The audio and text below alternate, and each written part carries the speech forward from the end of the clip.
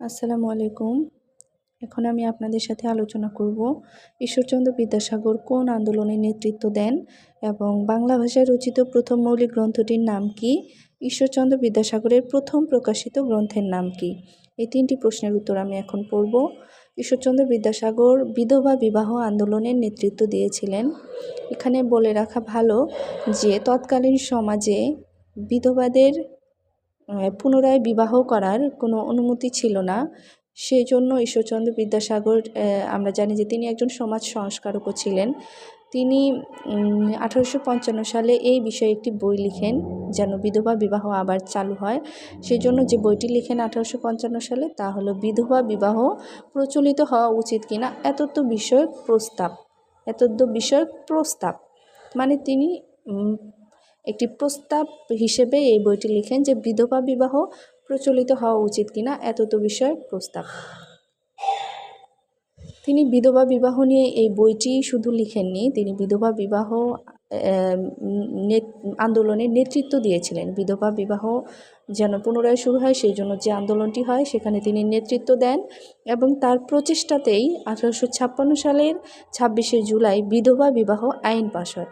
1856 সালের 26শে জুলাই বিধবা বিবাহ আইন পাশ হয় এবং এই বিধবা বিবাহ এখানে এই তারিখটি খুবই গুরুত্বপূর্ণ। 1856 সালে 26শে জুলাই বিধবা বিবাহ আইনটি পাশ হওয়ার পর প্রথম যে বিয়েটি হয় সেটি হলো সংস্কৃত কলেজের সাহিত্যের যে অধ্যাপক ছিলেন শ্রীশচন্দ্র বিদ্যারত্ন, তার সাথে কালীমতী দেবীর বিয়ে হয়েছিল। তাহলে যদি প্রশ্ন আসে প্রথম বিধবা বিবাহ কে করেছিলেন, তাহলে শ্রীশচন্দ্র বিদ্যারত্ন।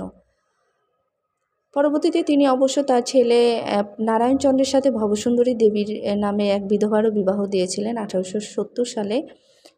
আর ঈশ্বরচন্দ্র বিদ্যাসাগর তাছাড়াও আরেকটি বই লিখেছিলেন যেটি হলো বহু বিবাহ রহিত হওয়া উচিত কিনা এতদ্দ বিষয়ক বিচার। 1871-1873 বহু বিবাহ রহিত হওয়া উচিত কিনা এতদ্দ বিষয়ক বিচার। এটি লিখেছিলেন মূলত যে সমাজে বহু বিবাহ প্রচলিত ছিল, মানে একজন লোক অনেকগুলো বিবাহ করতেন যেটি আর কি সমাজের জন্য খারাপ ছিল। তো তিনি মনে করলেন যে এই বিষয়ে কিছু বই লিখবেন, তো লিখেছিলেন বহু বিবাহ রহিত হওয়া উচিত কিনা, মানে বহু বিবাহ যেন বাতিল হয় সেই বিষয়ক একটা বিচার। বহু বিবাহ রহিত হওয়া উচিত কিনা এতদ্দ বিষয়ক বিচার, বহু বিবাহ রহিত হওয়া উচিত কিনা এতদ্দ বিষয়ক বিচার। তো এই তো তার আন্দোলনের নেতৃত্ব গেল। এখন আমরা দেখব বাংলা ভাষায় রচিত, এই যে আমরা যে ভাষায় কথা বলি বাংলা ভাষায় রচিত প্রথম যে একটি মৌলিক গ্রন্থ আছে সেই গ্রন্থটার নাম কি? বাংলা ভাষায় রচিত প্রথম মৌলিক গ্রন্থটির নাম প্রভাবতী সম্ভাষণ, যেটি একটি শোকগাথা ছিল। মূলত বিদ্যাসাগরের মেয়ে প্রভাবতীর মৃত্যু শোকে তিনি এটি রচনা করেছিলেন। প্রভাবতী সম্ভাষণ। ঈশ্বরচন্দ্র বিদ্যাসাগরের প্রথম প্রকাশিত গ্রন্থটির নাম কি? এটা খুবই গুরুত্বপূর্ণ প্রশ্ন।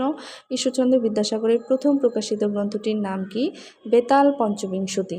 ঈশ্বরচন্দ্র বিদ্যাসাগরের প্রথম প্রকাশিত গ্রন্থের নাম বেতাল পঞ্চবিংশতি 1847।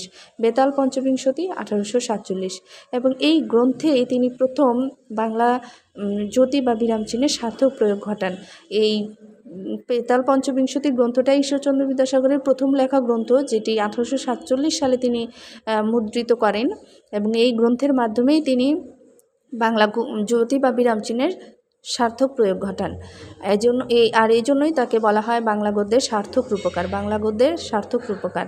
মানে বাংলা গদ্যে তিনি জ্যোতি ও বিরাম চিহ্নের সার্থক প্রয়োগ ঘটিয়েছিলেন, এই জন্য তাকে বিদ্যাসাগরকে বলা হয় বাংলা গদ্যের সার্থক রূপকার। এই তো ঈশ্বরচন্দ্র বিদ্যাসাগরের আন্দোলন এবং তার মৌলিক গ্রন্থ এবং তার প্রথম মুদ্রিত গ্রন্থ নিয়ে আলোচনা করলাম। আজকে এই পর্যন্ত।